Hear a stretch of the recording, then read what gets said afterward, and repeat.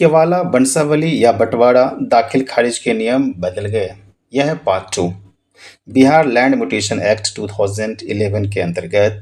नमस्कार दोस्तों, बिहार भूमि दाखिल खारिज अधिनियम 2011 के इस विशेष सीरीज के पार्ट 2 में आपका स्वागत है।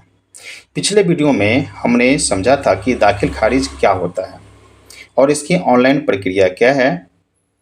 पिछले वीडियो के अंत में मैंने आपसे वादा किया था कि हम रिजेक्शन और अपील की बात करेंगे, लेकिन दोस्तों अंचल कोर्ट जो सीओ साहब का होता है, सीओ कोर्ट में दाखिल खारिज रिजेक्ट होने से बचने के लिए वहाँ पर सबसे पहले यह जानना जरूरी हो जाता है कि जमीन ट्रांसफ़र होने के का आधार क्या है और अलग अलग परिस्थितियों में कानून के नियम क्या कहता है। तो कानून को भी जानना जरूरी है। सीओ साहब का ऑफिस में जब आप जाते हैं दाखिल खारिज का रिजेक्ट होने के लिए बहुत सारे सवाल खड़ी हो जाती है। तो अक्सर लोग सोचते हैं कि दाखिल खारिज सिर्फ नई खरीदी गई ज़मीन का होता है। जो नई ज़मीन खरीदते हैं तो केवाला जो कराते हैं, रजिस्ट्रेशन कराते हैं, बस उसी को होती है। लेकिन ऐसा नहीं है। आपके दादा परदादा की ज़मीन हो, भाइयों के बीच बंटवारा हो या कोर्ट से जीता हुआ मुकदमा हो, इन सभी आधारों पर दाखिल खारिज के नियम अलग अलग होते हैं। आज के वीडियो में हम इन्हीं आधारों के व्यवहारिक रूप से समझेंगे। उम्मीद करता हूं कि ये वीडियो क्यों इतना महत्वपूर्ण होने वाला है आप समझ गए होंगे। ऐसा नहीं है कि ज़मीन आपने खरीदा और म्यूटेशन के लिए डाल दिया, और सिर्फ दूसरा ज़मीन को नहीं, आपका दादा परदादा है, आपके पापा है, चाचा है, वो भी डिवाइड हो गए, फिर आपके नाम से आया तो वह ज़मीन यदि पुरखौती ज़मीन जो है, दादा परदादा का ज़मीन जो है, यदि बंटवारा करवाते हैं तो वह भी आप अपने नाम से यदि करवाएंगे बंटवारा के बाद, बंटवारा नामा तैयार होने के बाद, तो उस नाम आप अपने नाम का जो ज़मीन होगा, आपका हिस्सा का जो ज़मीन होगा, उसका भी आपको दाखिल खारिज करवाना पड़ेगा ताकि वह ज़मीन आपके नाम से सरकार के रिकॉर्ड में चली जाए। तो चलिए सबसे पहले जानते हैं कि आधार पहला जानते हैं, वह है रजिस्ट्री के द्वारा, यानी केवाला के द्वारा, रजिस्टर्ड सील डीड के द्वारा। सबसे पहला और सबसे आम आधार रजिस्ट्री या केवाला। जब आप किसी से ज़मीन खरीदते हैं तो इसकी रजिस्ट्री होती है, उसके आधार पर दाखिल खारिज होता है, आप जानते हैं। जमाबंदी का मिलान करते हैं। ज़मीन बेचने वाले व्यक्ति के नाम पर सरकारी रिकॉर्ड जो पंजी 2 में रहता है, जमाबंदी कायम होना चाहिए। यदि बेचने वाले के नाम पर जमाबंदी नहीं है, यानी ज़मीन अभी भी उसके पिता या दादा के नाम से चल रही है, तो सीधे आपके नाम पर दाखिल होना मुश्किल है। ऐसी स्थिति में पहले विक्रेता अपने नाम से जमाबंदी करानी होगी। इसीलिए जब कभी भी आप ज़मीन खरीदते हैं तो यह पूछ लीजिए बेचने वाले का, या तो आप रिकॉर्ड चेक करवा लीजिए कि वह ज़मीन बेचने वाले के नाम से है या नहीं है। ठीक। स्व प्रेरणा से कार्रवाई, शो मोटो जिसको बोलते हैं, इस कानून की धारा 9 में एक विशेष प्रावधान है।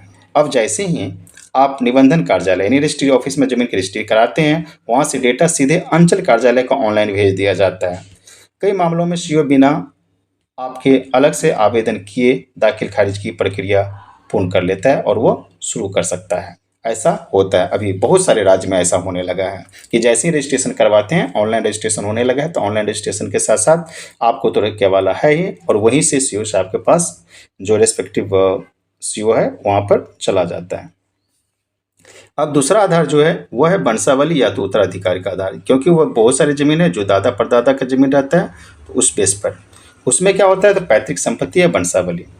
बंसावली या उत्तराधिकार, अगर ज़मीन आपके पिता, दादा या परदादा के नाम पर है और उनकी मृत्यु हो चुकी है, तो उस ज़मीन को अपने नाम पर लाने के लिए दाखिल खारिज कराना होता है। इसकी प्रक्रिया क्या है, इससे भी आपके लिए जानना बहुत ही जरूरी है। आप क्या करवा लीजिए, सबसे पहले वैध वंशावली, जिसे फैमिली ट्री बोलते हैं, जेनेलॉजिकल ट्री भी बोलते हैं, जेनेलॉजिकल टेबल भी बोलते हैं, वो बनवा लीजिए, जिसे अंचल अधिकारी या अधिकृत प्राधिकारी, जैसे कि आप यदि पंचायती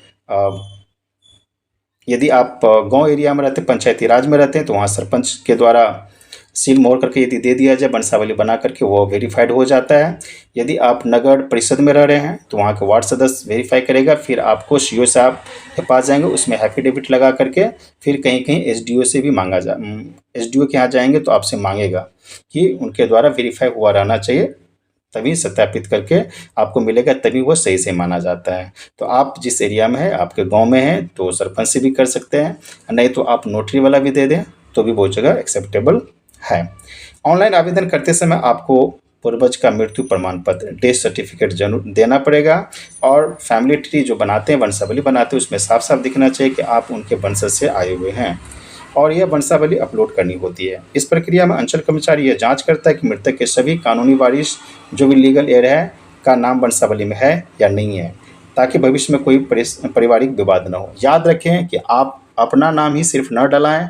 यदि आपके चाचा का बेटा है, बेटा है तो जरूर डलाएं, सबके नाम जरूर डलाएं। यानी जो वंशावली बनाते हैं तो उसमें सबका नाम होना चाहिए। अब है तीसरा आधार है कि आपसी बंटवारा, जिसको बोलते हैं हम लोग कि आपस में बांट लेना कंसेंट के अनुसार, तकसीनामा, यह पार्टीशन है।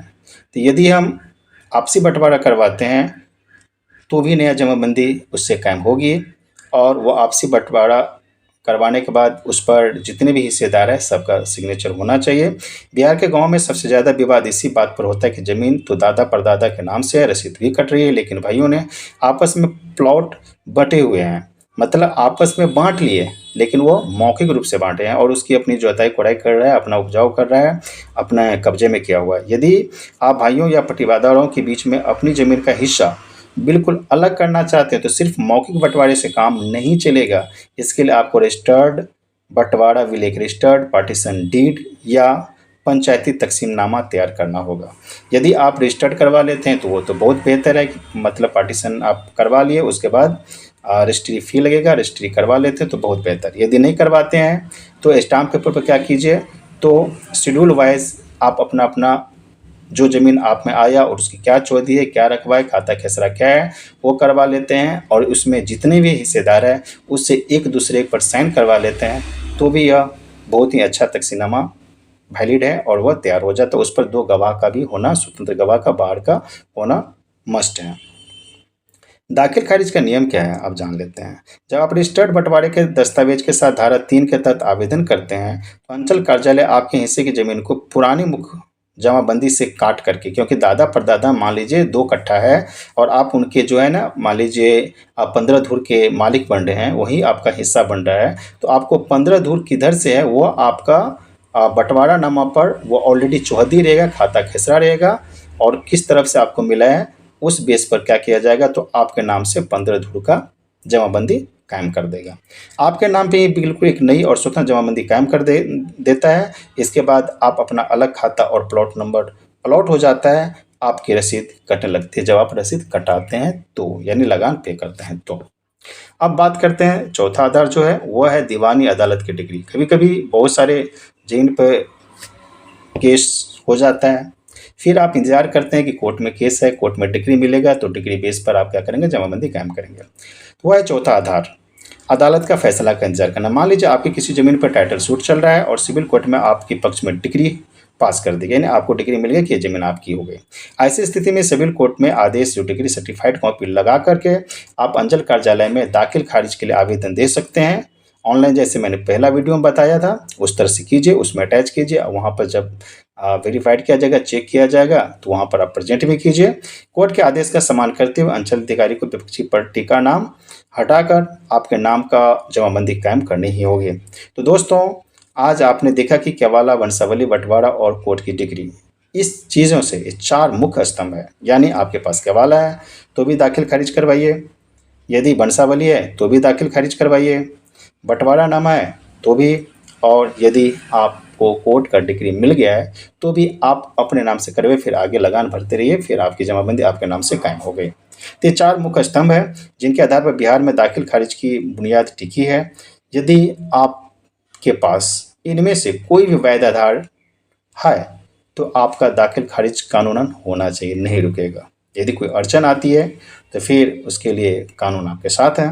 लेकिन व्यवहारिक दुनिया में क्या होता है, आपके पास सारे कागज सही है, फिर भी अंचल कर्मचारी और अंचल अधिकारी सीओ किसी झूठी आपत्ति के कारण या किसी अन्य दबाव में आपका आवेदन रिजेक्ट कर देता है। शायद यह बात सुनकर के आपको भी लगा होगा कि बात तो बिल्कुल सही है, कभी कभी जो है सीओ साहब रिजेक्ट कर देते हैं। तो ऐसी स्थिति में घबराने की जरूरत नहीं है। यदि सीओ साहब किसी कारण से किया है, या तो मिस्टेक से किया है, या तो जानबूझकर किया है, या तो किसी के दबाव में किया, जो कुछ भी किया है, ये तो मैं नहीं बताऊंगा। यदि झूठी आपत्ति के कारण ऐसा होता है कि रिजेक्ट कर दिया जाता है, तो ऐसी परिस्थिति में घबराने की बिल्कुल ज़रूरत नहीं है। आपके साथ है इसी कानून का धारा 6, जहां पर आपको मिलता है बहुत बड़ी ताकत, जिसे हम कहते हैं म्यूटेशन अपील। यदि सीओ साहब रिजेक्ट कर देता है तो आप अपील में जा सकते हैं, यानी म्यूटेशन अपील में जाएंगे। और म्यूटेशन अपील के बारे में मैं आपको बताऊंगा अगले वीडियो पार्ट 3 में। हमें लाइव कोर्ट की तरह समझेंगे कि DCLR यानी LRDC कोर्ट में अपील कैसे की जाती है, अपील की ड्राफ्टिंग कैसी होती है, उसकी समय सीमा क्या है, यह सब कुछ हम जानेंगे पार्ट 3 में। क्योंकि यहाँ तक मैंने आपको बताया साफ साफ कि किस किस बेस पर आपका दाखिल खारिज हो जाएगा, लेकिन किसी कारणवश ये आवेदन रिजेक्ट कर देता है तो आपके पास ऑप्शन है वो है अपील करने का।